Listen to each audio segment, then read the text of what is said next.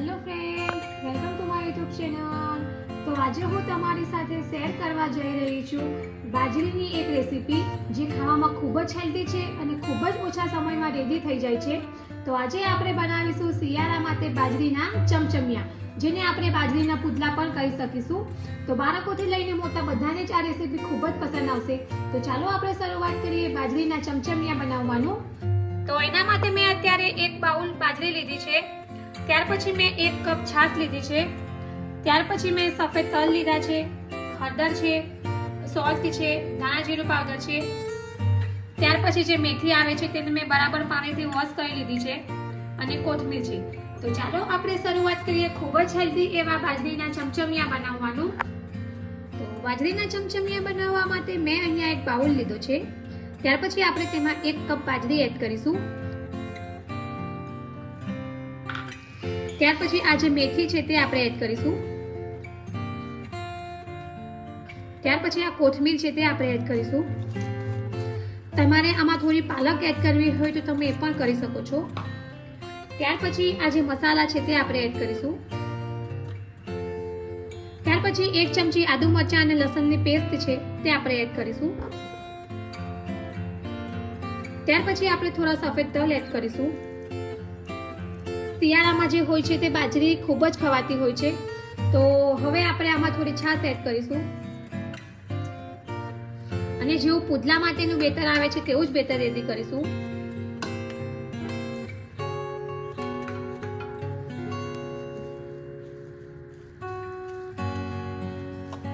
ત્યાર પછી હવે આપણે થોડું પાણી એડ કરીશું.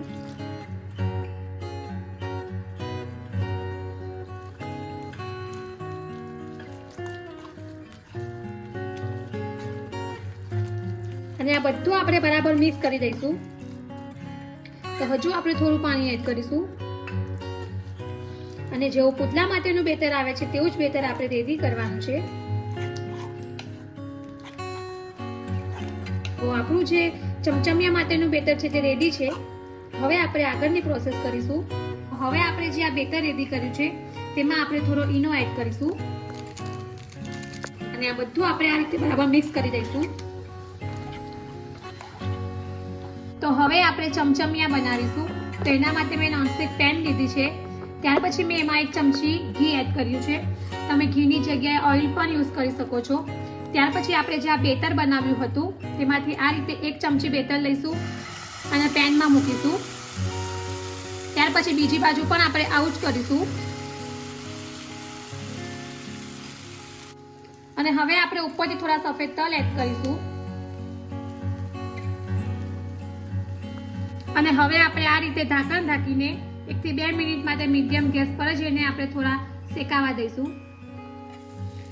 તો આપણે હવે ચમચમિયાને બીજી બાજુ ફેરવી દઈશું. તો તમે જોઈ શકો છો કે એક બાજુ સરસ શેકાઈ ગયા છે. તો બીજી બાજુ પણ આપણે આ જ રીતે એને શેકી લઈશું.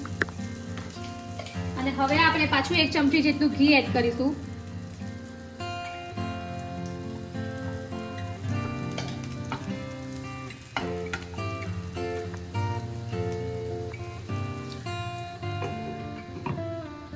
અને હવે આપણે ઢાંકણ ઢાંકીને 1 થી 2 મિનિટ માટે પાછા એને થોડા બીજી બાજુ શેકી લઈશું.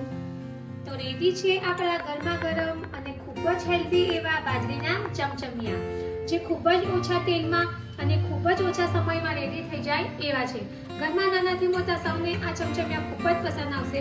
તો ફ્રેન્ડ્સ, જો તમે પણ બાજરીના રોટલા ખાઈને કંટાળી ગયા હોય અને તમારે પણ જો કંઈક નવું ટ્રાય કરવું હોય તો આ રીતે બાજરીના લોટમાંથી ચમચમિયા બનાવજો અને કમેન્ટ બોક્સમાં મને જરૂરથી જણાવજો કે તમને મારી આ રેસીપી કેવી લાગી છે.